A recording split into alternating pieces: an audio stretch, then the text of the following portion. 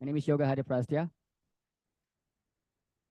who are assigned to become the Master of Ceremony in this insightful UNFF19 Indonesian site event, which entitled Robust Forest Monitoring System for Assuring the Sustainable Forest Management.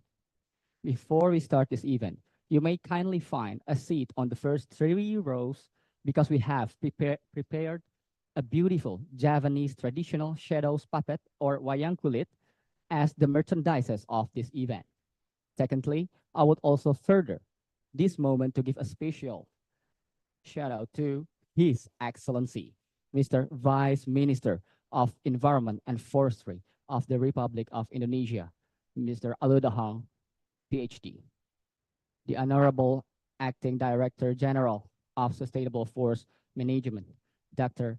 Agus Justianto, the Honorable Senior Advisor to the Minister of Environment and Forestry, Dr. Efrancia, the Honorable Professor of the University of Maryland, Professor Matthew C. Hansen, the Honorable Deputy Director of Forest Program, WRI International, Dr. Fred Stoll, the Honorable UNFF Secretariat Representative, Mr. Sham Padal, PhD, the Honorable Forest Inventory and Analysis, U.S. Forest Service, Dr. Sarah Goking, the Honorable Chairman of Indonesian Forest Concessionaire and Entrepreneurs, Professor Dr. Indrayana Susilo, who together will present their insights on the UNFF Indonesia site event entitled Robust Forest Monitoring System for Assuring the Sustainable Forest Management. Your willingness are deeply appreciated. Without any further ado, I would like to invite the Honorable Dr. Efrancia to moderate. As it has been described, the purpose and who are here, I think I will just go straight forward to Your Excellency Vice Minister to deliver your opening remarks, and I will set the stage thereafter. Thank you. Thank you, Pak Pransya, Excellency Ambassador Hari Prabowo, the Deputy Permanent Representative of the Republic of Indonesia to the United Nations in New York.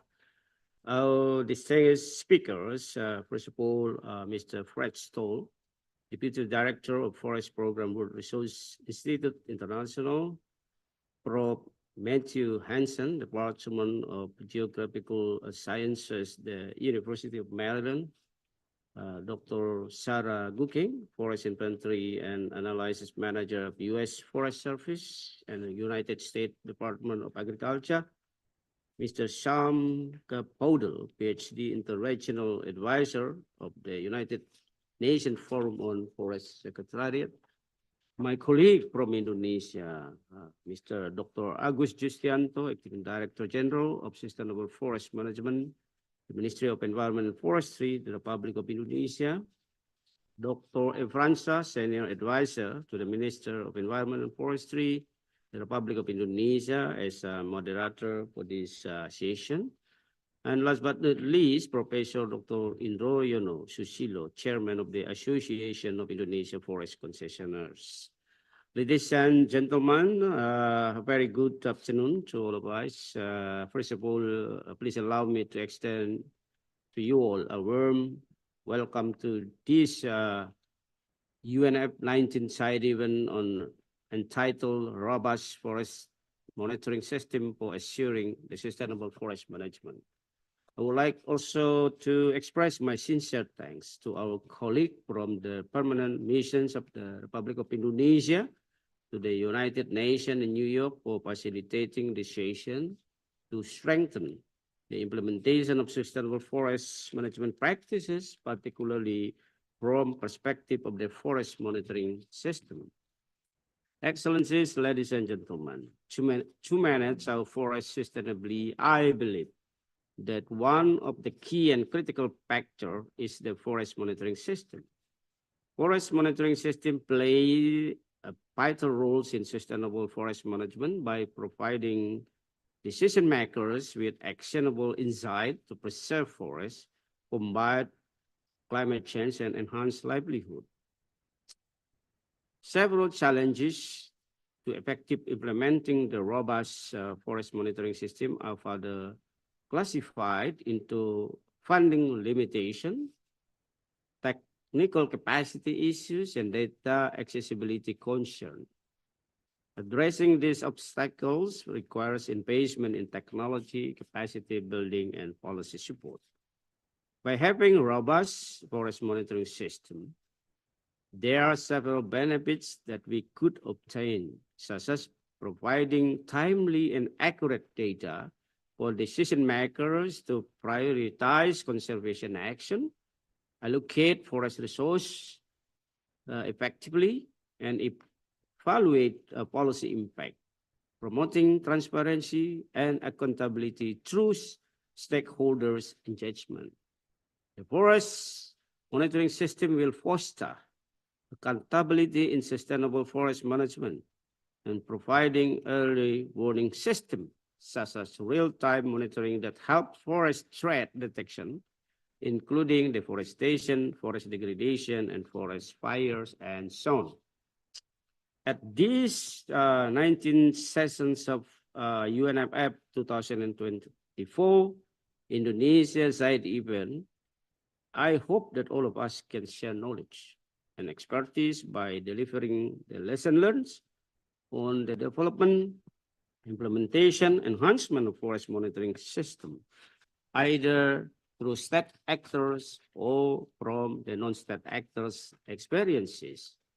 Hopefully, this could raise awareness about the importance of robust forest monitoring systems in assessing forest health, detecting forest threats, and guiding evidence-based decision-making for the best practices of sustainable forest management.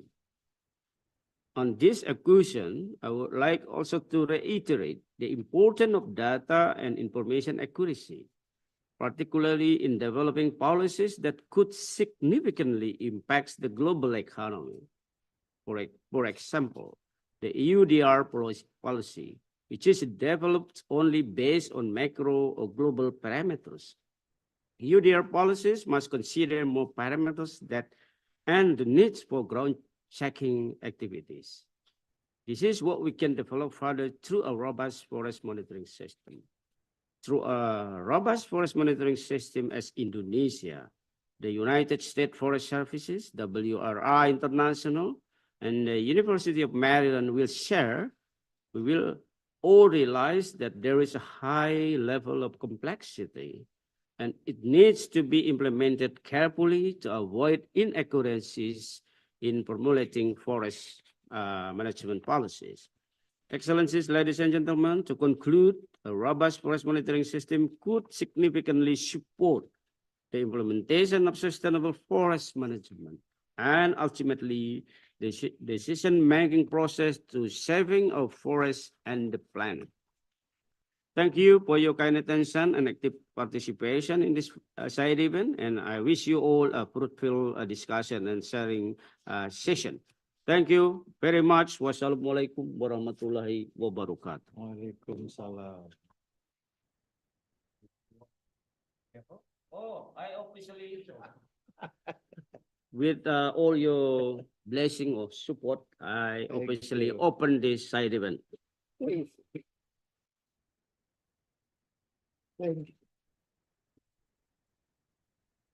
Thank you very much. Excellency Vice Minister Aludohong. And I would like to recognize also Vice Minister from a friendly country of us, Czech. And Excellency Ambassador Hari Prabowo of the Indonesian Permanent Mission here in New York. Well, a lot have been said. I'm a bit doubtful where to start. There are two schools of thoughts. If you study forestry, a professor is with me, I should do no wrong. One is they say the best management for forests and its ecosystem is no management at all. This is the old school of forestry, but at that time we don't have a population as such. Then when in this planet there are so many humans needs to satisfy, we are all agreed upon what's so-called sustainable forest management. This is what we are trying to dive in for this very short session for 1 hour. So in my country, in Indonesia, we are blessed with an extensive cover of tropical forests, covering about 100 or over 125 million hectares. The key word for the existence of this forest is what we just call sustainable forest management. And we have agreed upon them. So the main subject of our exchange today, and in particular a bit later, will focus on monitoring system. Why? Because simply that is the basis to do or to take action based on sustainable forest management, or with the view of arriving to the sustainable forest management. So it goes without saying that monitoring is the basis of forest management. By monitoring, we may assess the status of forest ecosystems and detect changes and dynamics of our forests. Having said that, monitoring relates to whatever trendy word you heard now: environmental degradation, biodiversity protection, climate change mitigations, and this is not last but not least, sustainable forest, sustainable resources management. And in the governance side, this relates directly to the policy development and decision-making process. Well, to be more focused, it's not me to go on the list, but I will seek, and I'm seeking help from several resources person here. But before doing so, let me hear my colleague, Director General Agus Justianto, on what he gets and what he got from Indonesia, Indonesia's perspective on the subject matter. Will you, DG? Thank you, Moderator.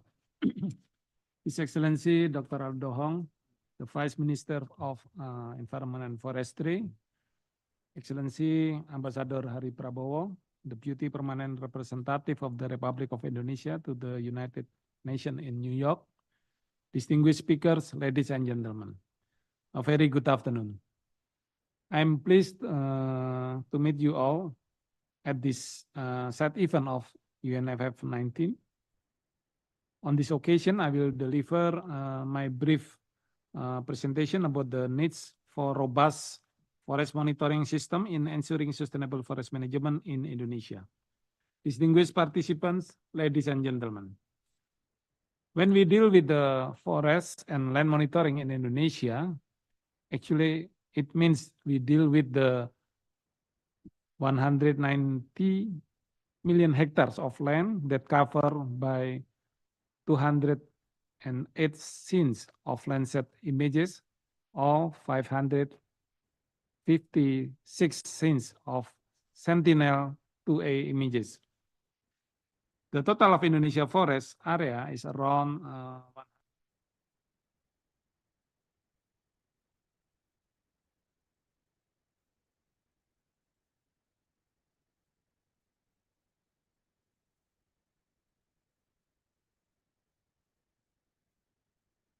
almost 30 million hectares of protection forest and around 68 million hectares of production forest.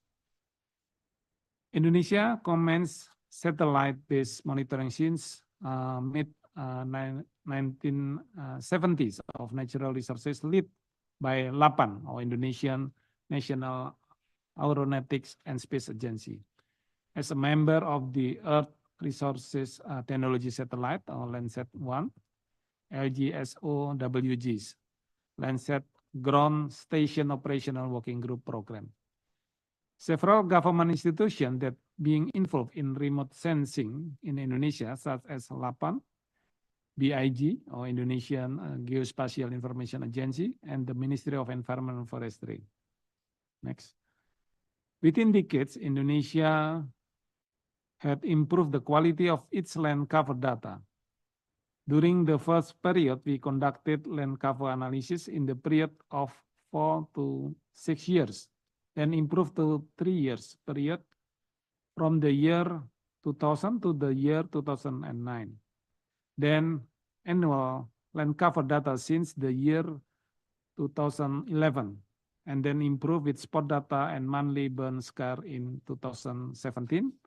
Then upgraded with more improvement in transparency, accuracy, compatibility, completeness, and consistency. The depth of data and information used in our remote sensing system depends on the level of forest resource monitoring. We use low resolution and medium resolution images for the national level of forest resource monitoring. Meanwhile, higher resolution such as spot 5/6/7 and very high resolution imagery like Iconos, QuickBird, and drone images are used for monitoring activities at the site level. To conduct forest monitoring in Indonesia, there are several stages of activities, from preparing the interpretation to the interpretation stage, which may include ground check activities, to the dissemination of results to support the needs of national and international reports on forest resources. Indonesia has 23 land cover classes consisting of forested areas or forest cover and non-forested areas or non-forest cover. The forested areas include natural forests and man-made forests. The non-forested areas also cover the other vegetation, non-vegetated classes, and mix. All forest cover data is used as the main consideration in formulating our national and site policy for implementing sustainable forest management practices. As I already mentioned on the previous slide, we reclassify 23 land cover classes into forest and non-forest cover classes. We define deforestation if there are changes from 7 classes of forest cover to non-forest cover classes. Furthermore, Indonesia also has defined net deforestation, which results from calculating the gross deforestation with the reforestation. On this occasion, as stated by His Excellency Vice Minister of Environment and Forestry, I would also like to reiterate again the importance of data and information accuracy, particularly in developing policies. For example, the AUDR policy is developed only based on macro or global parameters. AUDR policies must consider more parameters and the need for ground check activities. Nowadays, no available technology can describe the field condition with accuracy or precision. Therefore, we must still do ground check activities to refine the remote sensing analysis result. The ground check objectives are to determine the actual condition or truth of the forest or land cover in the field, and then to improve and calibrate forest cover data, and then to gather new data and information from the field on recent land cover changes that not detected by remote sensing imageries. To do the ground check, the Ministry of Environment and Forestry mobilizes 22 region working units under the coordination of the Directorate General of Forestry Planning and Environmental Governance. All our spatial analysis research on the forest resources monitoring are disseminated in our system called Simontana, or System Monitoring Hutan Nasional, or in English, National Forest Monitoring System, which can be accessed through nfms.mnlk.go.id. Through the long process of improving its forest monitoring system, Indonesia can now show the world data on deforestation trends that can be scientifically explained. Within the last 3 decades, Indonesia deforestation rate has significantly decreased. Indonesia's net deforestation decreased by 8.4% between 2021 and 2022, with a decrease in a gross deforestation of 14.1%.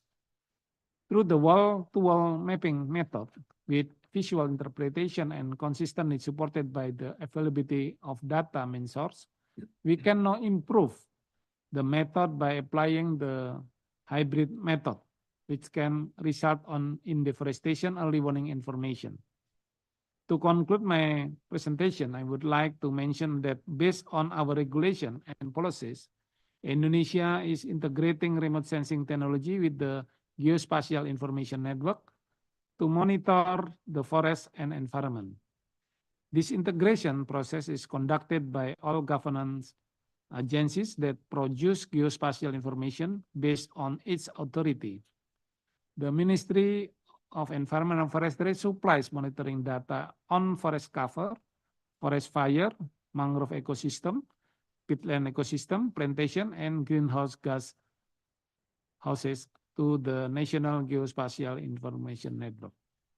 For closing my presentation, if there are any question or any interest regarding the Indonesia forest monitoring system during this UNFF19, Indonesia will organize an exhibition located on the south wall of the UN headquarters, and my colleagues from the Directorate General of Forestry Planning and Environmental Governance will provide further information. I thank you. Thank you, DG Justianto. Thank you. It's loud and clear that you touch upon so many things under the aegis of technology monitoring. And I noted from your presentation the challenge regarding precision, accuracy, and upgrade of refinement, and the importance of ground truthing and calibrating the results as such, so is as accurate as possible. I also recognize the system developed nationally in Indonesia, Simon Tana, and work in progress about hybrid method to further refine this. We will get another input related to the matter from Professor of University of Maryland, but let me invite as the next resource person my old friend, Fred Stoll from World Resource Institute. Will you enlighten us a little bit, Fred? I will try to enlighten you. Thank you very much, Chairman, Mr. Vice President, Ambassador. I'm very happy to be here. I hope everybody likes our new color scheme. I'm not so happy myself, but want to talk a little bit about what we just talked about the complexity of monitoring, about national definitions, global definitions, and how we look at it and what can be different because of the different systems. Not that one system is better, but they might still have different ideas. I am from the World Resource Institute.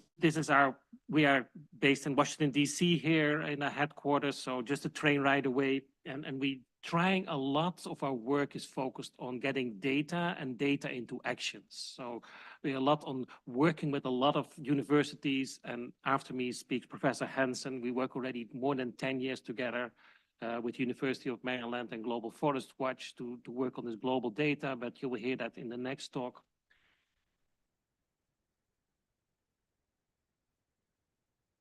To say what can we see with remote sensing? What can we do better? Of course, what was said, remote sensing doesn't see everything. You cannot see everything. You might miss stuff, but you get a lot of good data and very independent data. Doesn't mean that it's all that you have, but it's very equalized over the world and very independent data.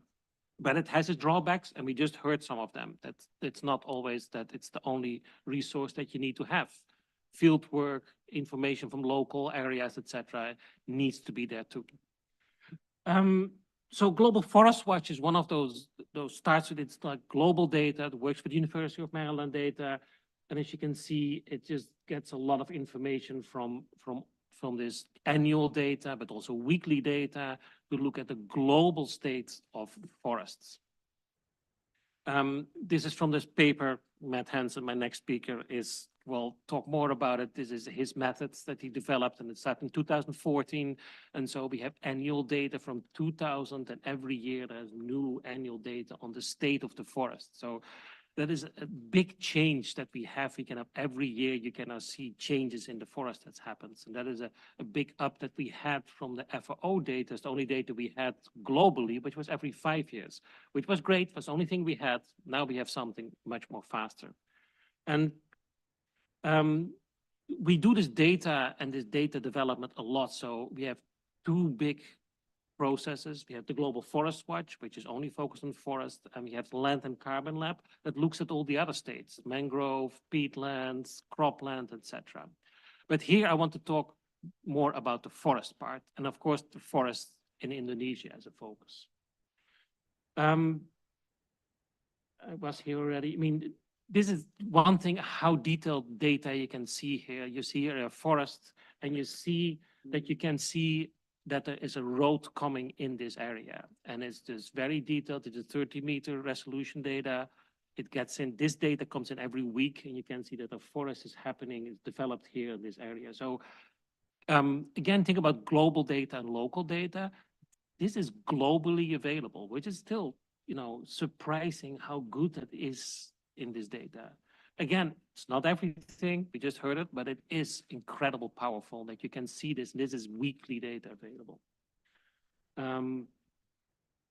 But so what we do with it, we have a primary forest data, and then we look at the global, what is happening globally in primary forests. And this is 2023 primary forest. And the results is not good because there's still a lot of primary forests disappearing. These are deforestation of primary forest figures. So it doesn't go up that much, but it doesn't go down either. And that is, of course, a pity because in the Glasgow Accords, we all want to see less deforestation. But then let's turn now to specifics. You see that there's still deforestation, but specific in Indonesia. In Indonesia, a little different. You see here there was a high in 2015-16, and after that was a decrease in deforestation. So you see that that can happen. We can have countries, Brazil is another country, that actually has decreased that deforestation significantly. And here you see that an example of this. But to look a little bit more deeper in this primary forest and the change, if I look at this, the Ministry of Forestry has a little bit of different number because they use different data, local data, etc. And I'll go a little bit deeper into that. Because what here is, a lot of the deforestation is from fires. You see the brown area, that's from fires. Fires is sometimes difficult to see if it is in which year it is, so you have to count it in a certain year, but it could be in another year. But in general, this is what's happening. And what you can see in the next slide, you see that in what we globally call primary forests, in Indonesia, it's actually 6 classes. 1, 2, 3, 4, 5, 7 classes, I see. Sorry, 7 classes. Because we classify primary forests. Again, global data, national data, it's a bit different. We classified it primary.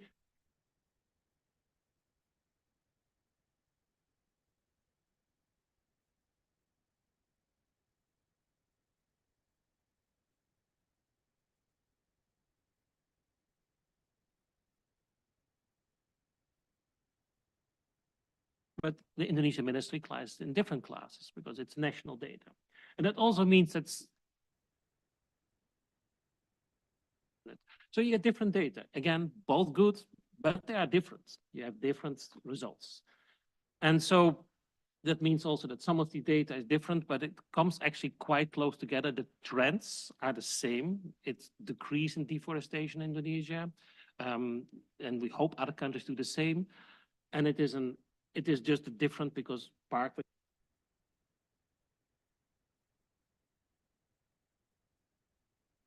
You said global and national data are a bit different. And here you see the latest numbers we have. You see the Ministry of Forests because we use a different definition of forests. But besides that, the good thing is less deforestation, at least the good thing from a forester perspective. I think that's all I want to say about it.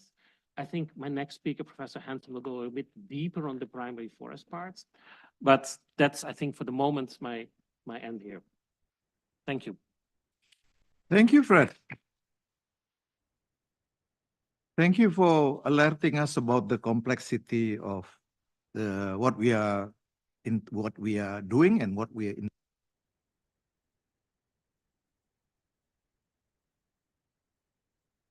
intend to do next. This involves a heavy process of interpretations, and you may likely meet differences and dynamics in the systems, and we are trying to harmonize our interpretation of that. We will not, there's no intention to unify it or to harmonize all data. That is not the purpose. And you just touch upon the trend, and quite good news about that. And that is what we want to see. Are we in a better position or in the worst position?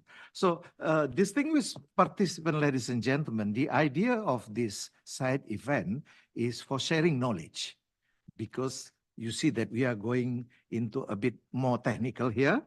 And the idea also is expertise are available all over the places. And we just being helped by our Indonesian friends here. And if possible, we would like to feature best practices and effective case, if they are, because this involves resources. Financial resources, I believe. And why not trying to promote collaboration among interested parties here with us? So, without further ado, I'd like to invite kindly Professor Hansen of Maryland University to enlighten us more about this world of mystery. Thank you. I'd like to thank His Excellency Vice Minister De Hong for the introduction and the invitation from the ministry to participate in this session, and the distinguished panelists and the members of the mission and the audience for attending. Yeah, my talk will be on primary forest loss, and I just want to recognize that we've worked with the Ministry of Environment and Forestry for a long time. Fred alluded to that. It's been over 10 years. We've had workshops in Indonesia and in America, trading our knowledge in terms of methods and advancing our ability to more accurately monitor forests, to support all the policy initiatives around sustainable forestry and mitigating climate change impacts and the like.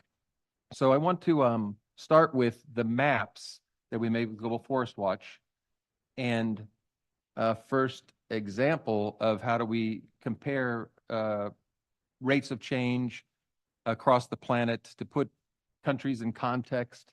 And this plot here has the amount of forest loss on the x-axis and the percent of forest loss on the y-axis, and the size of the circles, how much forest each country has. I'm just going to look at 4 countries. In 2023, the top 4 countries in total forest area loss. And always start with Brazil. Brazil has the most forest loss. And then I'm going to compare Brazil to 10 years ago. And 10 years ago, Brazil was about half of what it is now. They did have a very successful policy intervention where they brought their deforestation rate down, but that has since gone up dramatically. But they're over about 1 million hectares per year. Democratic Republic of Congo, second, about 500,000 hectares per year. And every year on year, it's been going up because it's related to the population pressures in Democratic Republic of Congo, about 100 million people, the majority of which make their livelihoods off clearing forests for agriculture. Surprisingly, number 3, Bolivia, dramatic increase. Kind of a land grab situation where land use is overtaking the natural forest. I don't think Bolivia is part of the climate conventions, and it's kind of off the books. Fourth, Indonesia. Check out where Indonesia, the direction of the arrow of Indonesia from 10 years ago. Here's Indonesia now, around 200,000 hectares per year. 10 years ago, about double that. So this is the first indication of progress in terms of Indonesia reducing their deforestation rate and a dramatic decline, and an outlier in terms of other countries, what we see in terms of the general trend globally. That's the pixel count. We call that a pixel count. That's making a map and just counting the area of primary forest loss in the map. We have other methods that are IPCC compliant. I'll get into those a little bit in terms of the method later, but we have a collaboration with the Ministry of Environment and Forestry where we look at the long time series and apply a statistically robust method, and I'll describe how we do it, but it's sample based, and this is the IPCC standard for reporting. This result is a supplement to the map. The map shows this same trend, but this is statistically more precise and unbiased. Look at this trend. This is really the good news from Indonesia. If you look at the entire record of the satellites that we are able to use to monitor at a national scale, going back to 1990, the lowest 7 years in terms of primary forest loss in the entire record are the last 7 years. So this is a dramatic decrease and a sustained decrease over 5+ years in terms of deforestation. This work is done again with our lab and in collaboration, largely, for the most part, with assistance from the ministry. Let's break this down into epochs. We can talk about the 1990s being about 1 million hectares per year, the 1997-1998 El Nino being a calamitous event, pushing 3 million hectares over a 2-year period, and then a pretty long period of over a decade of about 0.8 million hectares per year, ending at another El Nino event where we had a 2015-2016 combined loss that was very high, and then this last period, kind of a natural break point. So I just want to emphasize that as a starting point.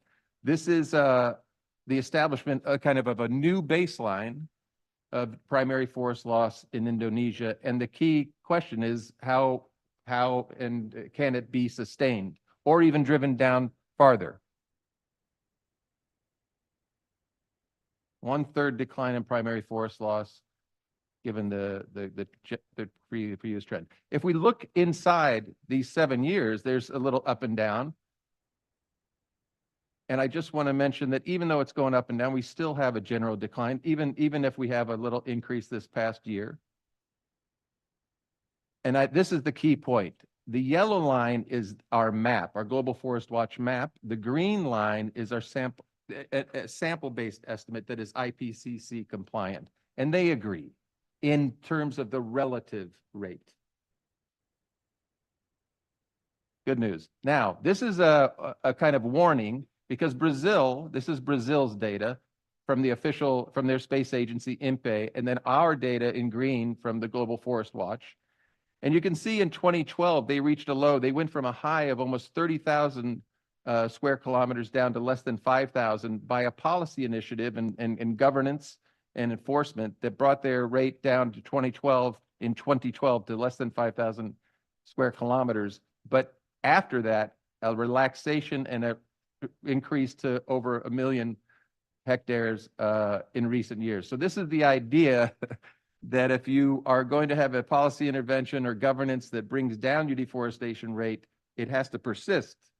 So again, the idea is with the new baseline in Indonesia, will that, the satellite and the monitoring capabilities are meant to track, is it sustained? Do you backslide or do you even push to further success?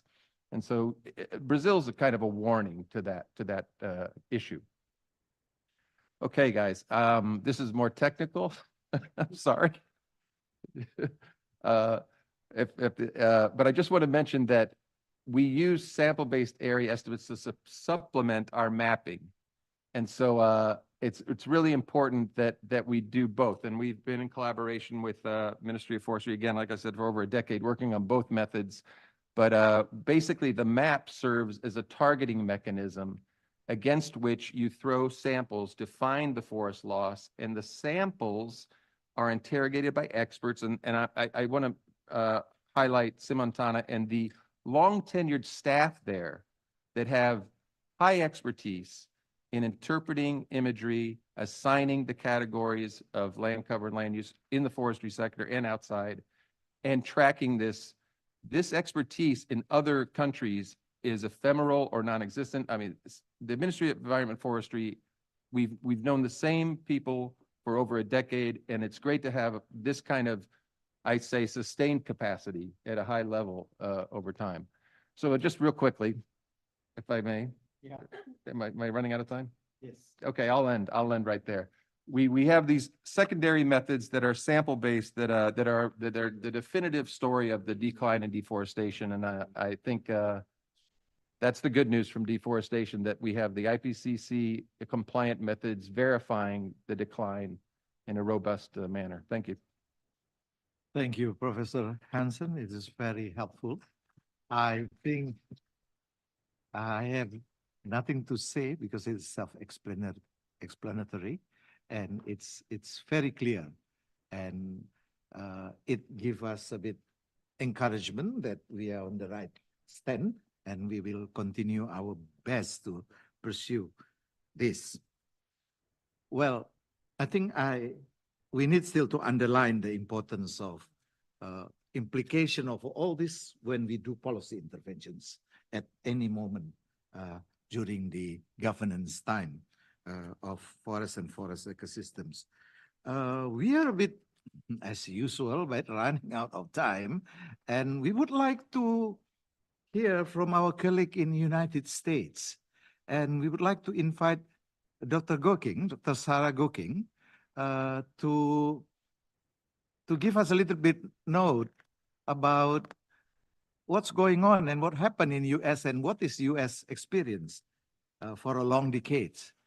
Do we have the intervention? Is that tape or? Hi, I'm Sarah Goking. I'm the Yeah. National Program Manager for the Forest Inventory and Analysis Program of the U.S. Forest Service. And today I'm going to talk about a century of experience in developing forest monitoring systems in the USA.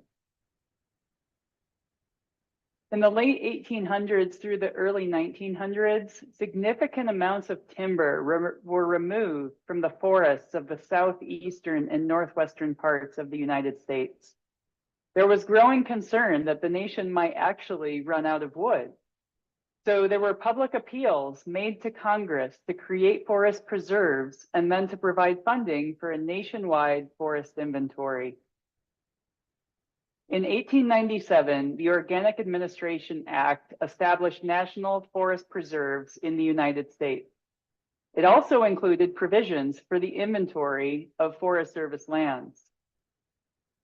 Shown here in the upper right is a celebration about half an hour from my house, where citizens showed up to celebrate the creation of the forest preserve in this area. Almost 30 years later, in 1928, the McSweeney-McNary Forest Research Act created a national forest survey that was mainly focused on tracking the nation's timber supply. This act required periodic inventories of federal, state, and private forest lands with reports to Congress on the results every 10 years. The Forest Survey was assigned to the Research Division of the Forest Service, shown in the map on the right. The protocols were region-specific without a nationally uniform plot or sample design. Then for several decades, no major changes were made to the inventory until 1974, when the Forest and Rangeland Renewable Resources Planning Act said that the Forest Survey needed to keep current a comprehensive inventory and analysis, so increasing the temporal frequency and also covering both forest and rangelands of the United States. In 1978, the Forest and Rangeland Renewable Resources Research Act replaced McSweeney-McNary and became the new legislative mandate for FIA. In 1988, the Forest Ecosystems and Atmospheric Pollution Research Act also required increasing the frequency of inventories and including forest health and productivity, as well as timber. Then in the 1990s, FIA's users called for a more up-to-date and consistent forest inventory. FIA data were often too old to be useful for planning and management practices. In the map you see on the lower left, some states had data more than 10 years old, and many states had data that was more than 5 years out of date. Some states, particularly in the Western US, were never fully inventoried because of their size and diverse ownership. Also, there were sample design and plot design differences, and that limited the ability to compare estimates across space and over time. So moving into the new millennium, just before the turn of the century, 2 blue ribbon panels evaluated the FIA program and developed a national vision and strategy to meet present and future needs for forest information. Those panels included high-level leaders from agencies at both state and federal levels, from industry, academia, environmental organizations, and other user groups. Many of their recommendations were made into law in the 1998 Research Extension and Education Reform Act, also known as the Farm Bill. So that 1998 Farm Bill did several important things to change the nature of the FIA program. It changed from a periodic inventory that occurred roughly every 10 years to an annual inventory with a 5-year remeasurement cycle. And since then, the remeasurement cycle has been expanded to 10 years, 7 to 10 years in most states. It also mandated 5-year reports for each state and the entire nation, including forest health. It required national standards, protocols, plot designs, and definitions, and called for sampling of all forest land, including both public and private, provided that we get permission for field crews to access private lands. The law also required a strategic plan to be presented to Congress to detail how all these changes were going to be implemented. So today, FIA is implemented by 4 regional units and coordinated by a national office. The regional units are mandated to collect nationally consistent data and publish standardized reports. However, each regional unit can also collect additional customized data and develop customized reports to meet the needs of clients and partners within their region. So today, FIA continues to be shaped by legislation as well as user input. The 2014 Agricultural Act, also known as the 2014 Farm Bill, outlined 11 new directives or elements for FIA to address and incorporate. It also mandated a new strategic plan outlining how we would accomplish those 11 elements. FIA also holds an annual user group meeting where diverse users of FIA data tell us what's working well and what we can improve. And the important thing is we listen and respond to that feedback. Also, a lot of the people that come to that meeting are FIA partners, and we do a lot more work because of the partnerships that FIA has with diverse groups. So thank you for your time. If you have any questions or comments, you can please contact me at this email address, and I hope you enjoy the rest of this site event and conference. Thank you. We thank Dr. Goking for her interventions. Please note the contact address. And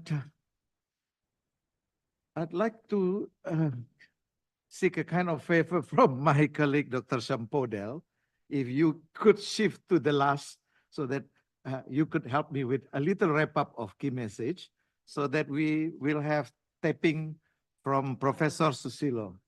Okay. Thank you very much, my friend.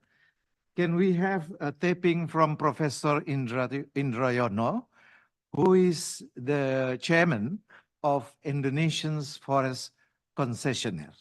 It's from the private sector side, please.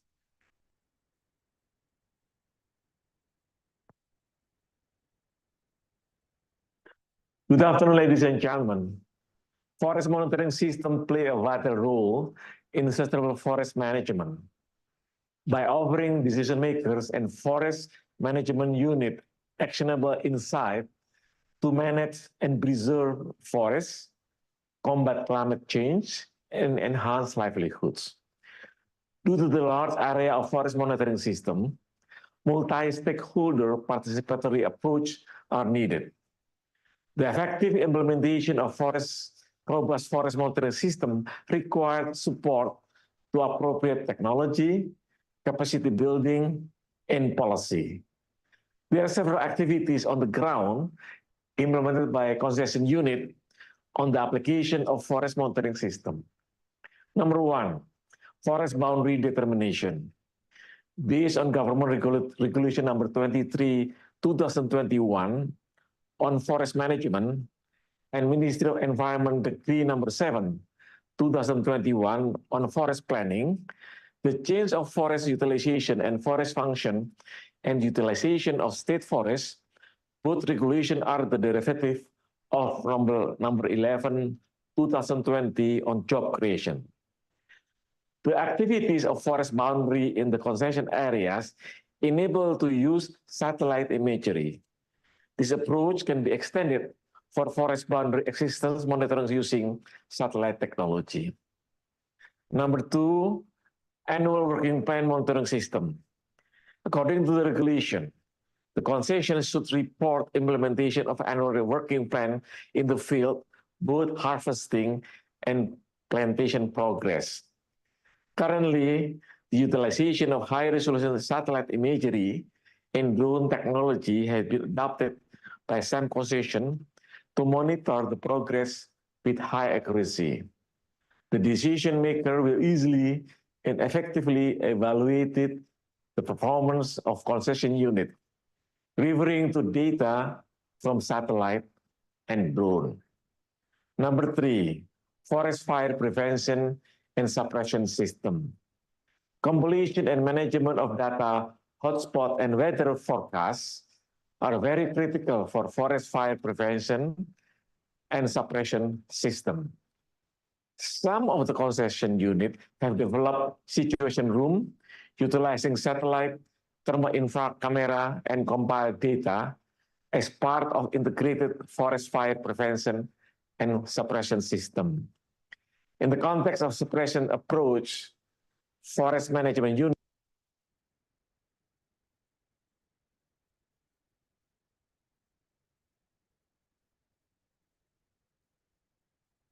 supported the application of weather modification technology held by Ministry of Environment and Forestry, National Disaster Management Agency, Indonesian Air Force, and National Research and Innovation Agency. The application of technology above in the concession unit will contribute to strengthen the national monitoring system, such as Simontana, or the optimization of the National Forest Monitoring System, SIPU, or Information System for Administration of Forest Products, and SIPONGI, the Ministry of Environment and Forestry System to detect hotspot and weather forecasts. This is the key message that forest monitoring system at the national level need strong collaboration among stakeholders. It has been proven that declining of deforestation rate and forest fire in Indonesia in the last decade is the result of multi-stakeholder participatory approach. Thank you very much. We thank Professor Indroyono Susilo for his interventions just now. We took note of his highlight, which include the importance of capacity building. This is parallel with what has been said by Professor Hansen just now, and he touched upon the importance of forest fire preventions and promotion of collaboration among stakeholders. Now, I think we are going to wrap up for this difficult session, we will ask my colleague, Dr. Shampodel, to help. Yeah, I'll come back to you, but he has to make his own intervention as reviewer.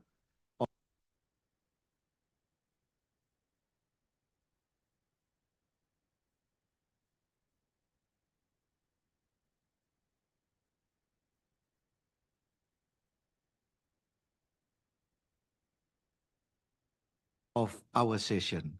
So we still have ample time, but the intention here is to get feedback also from the floor.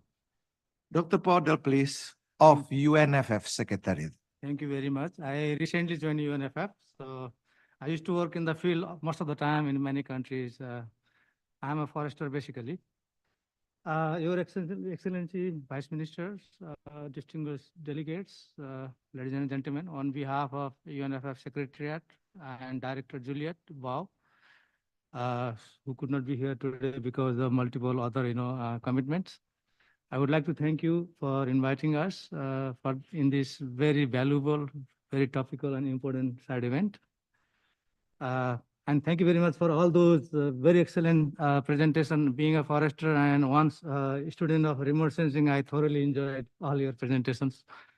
And I used to be a forest inventory team member in Nepal in 1990s. And we had to trek many days to go to the permanent sample to collect complicated, complex socio-ecological and socioeconomic data.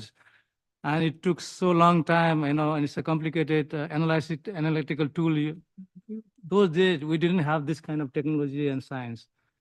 Now we have this, I actually use this global forest watch every other days, and I really enjoy it. Thank you very much. And what you are doing, WRI and Maryland, is great works. And I always go there, and also the FAO database. And there are many other, open platforms, and there are many free data also now. Country can take advantage to acquire, reliable data, timely data, which are very important for making informed decisions, forest management decisions.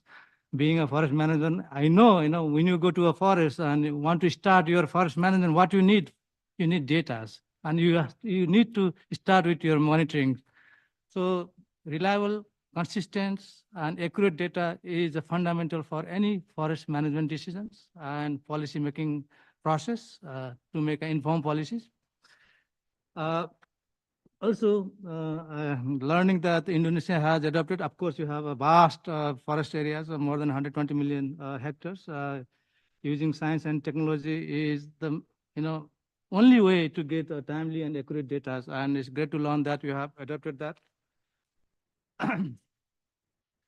And UNFF Secretariat also like to appreciate the efforts and commitment made by the government of Indonesia to curb the challenges of the deforestation and degradations. We learned that we have made a significant progress in last few years in addressing those challenges.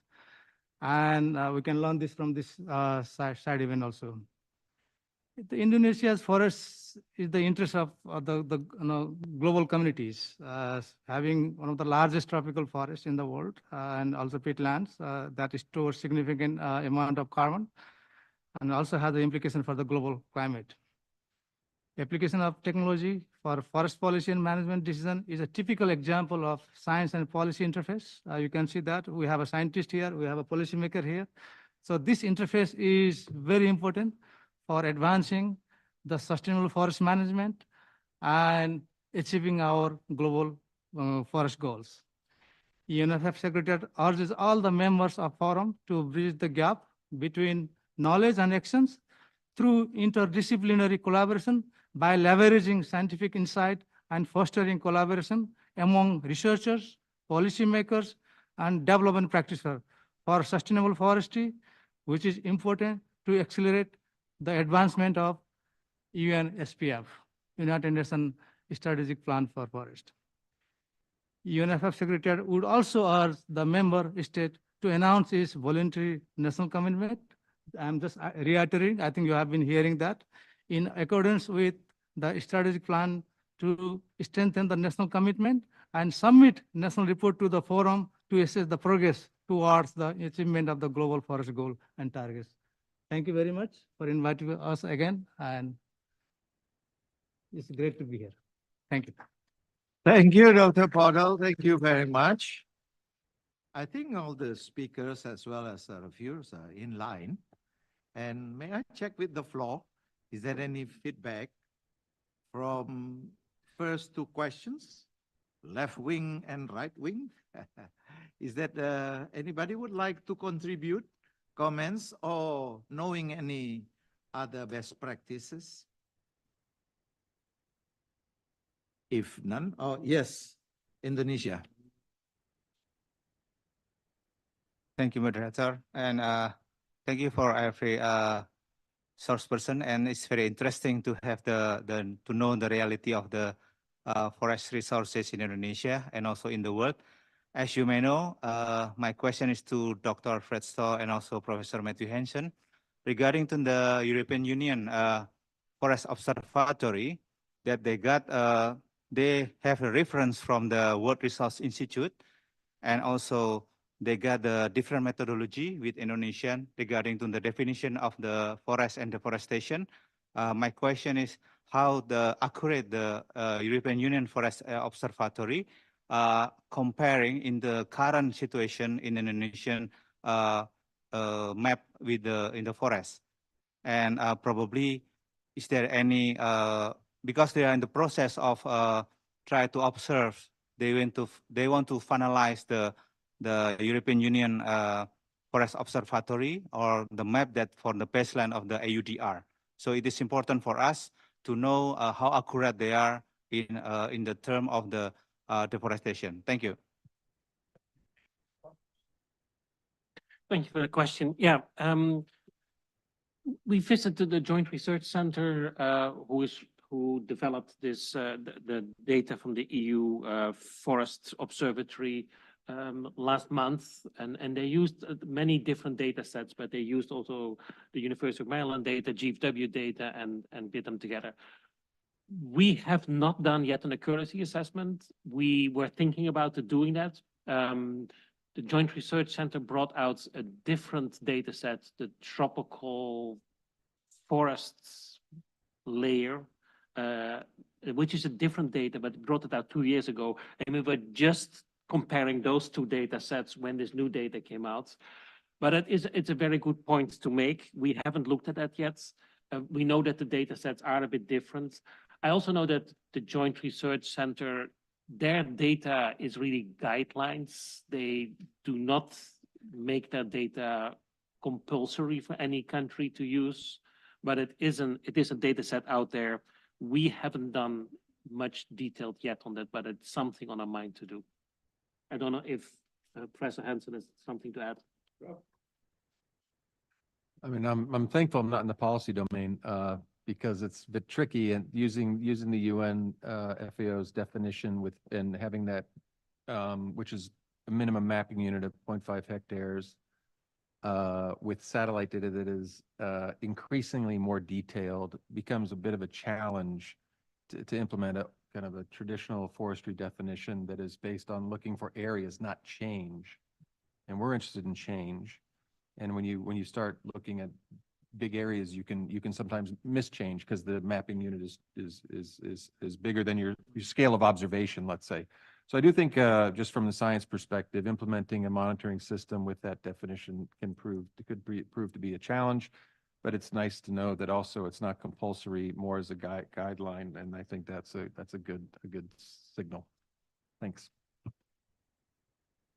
I think it's good to note that this significant difference spotting on the change and then what they are doing. So this is like two kind of animals to me. But however, let's watch, and it's good. It's not compulsory.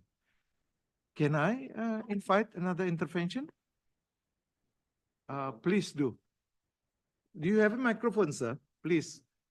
I cannot see you where you come from there, but kindly introduce yourself. Yeah, thank you very much, Mr. Chair. My name is Razak. I'm from Nigeria. I want to thank the government of Indonesia for these important side events. Just like the various presentations have highlighted, forest monitoring is very critical to sustainable forest management and to all the socio-economic and environmental benefits that forestry or forest give to mankind. I'm interested in the presentation by Professor Hansen and the presentation from Professor Indroyono, especially as it talks about the importance of various stakeholders at the national level to monitor forest. That brings to mind the need to also include local communities like we do in Nigeria, because we don't rely on satellite data alone. We use satellite data, we use special geospatial capabilities. But in order to be able to compare real-time data with the satellite data, we involve the local communities in sending the real-time data from the forest to the database.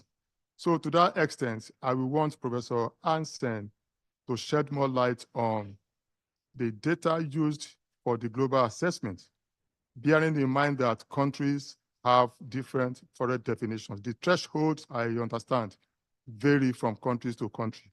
So I want to find out whether the mapping, the sample-based mapping was on account of countries' forest definition or a generalized threshold by Professor Hansen. Thank you very much. Thank you. Yeah. We are in the last 5 minutes. Professor Hansen, could you please help?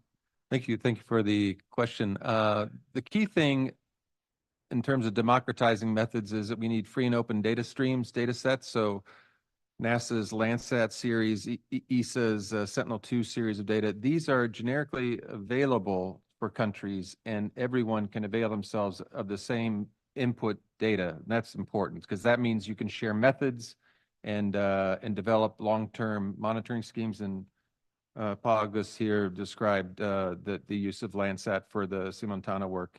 That's the first thing, that the data are there. Countries can absolutely apply different definitions to the data inputs. When we work in DR Congo, we're mapping not just the dense tall forest, but we're also mapping the Miamba, the dry woodlands. And it's a different, when you refer to thresholds, it's a different threshold of cover, it's a different threshold of height, it's a different threshold of seasonality. So you can tune your monitoring system to the target that is relevant for your country. And in that algorithm, you would not apply in Indonesia. You'd apply it in Nigeria. And it's through that sample-based method that you can validate and prove that your application is accurate.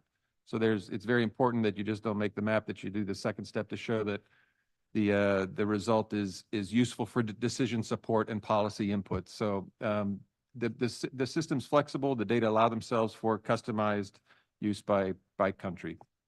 Thanks. Thank you, Professor Hansen. I think this is a quite good interactive discussion. And unfortunately, the 2:30, the room will be used by other stakeholders.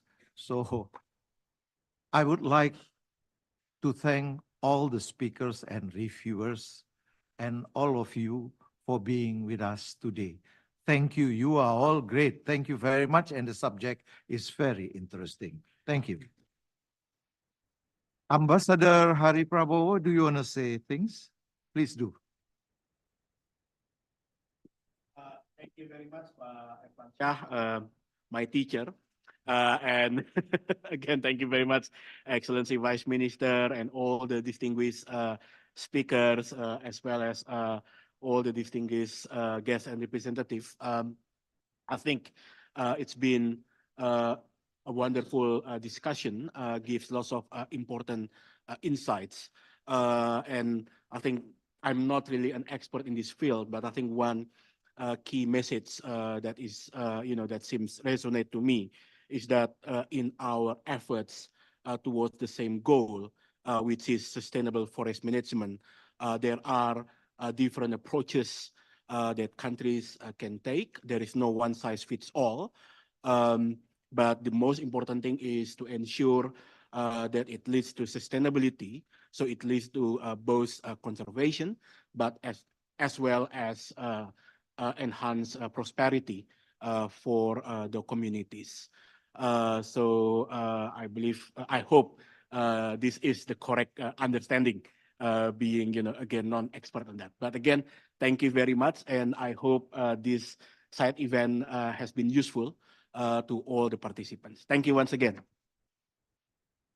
Ladies and gentlemen, let us recall what I've said at the beginning, that when in nature, there is a school of thought, the best management is no management at all. When we do start this management, then we encounter so many complexity and disagreement among us. But we are dealing with nature and we keep improving and learning ourselves. And I hope we are together in this boat. Thank you for coming. Thank you for being with us.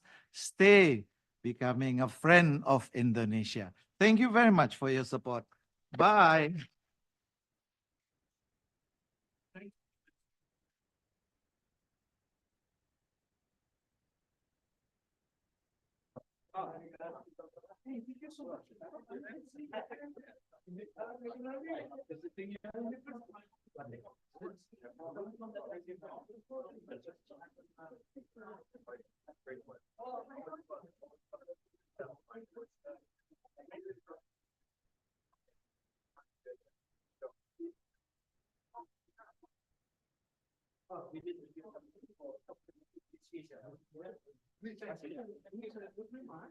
All the speaker, probably here.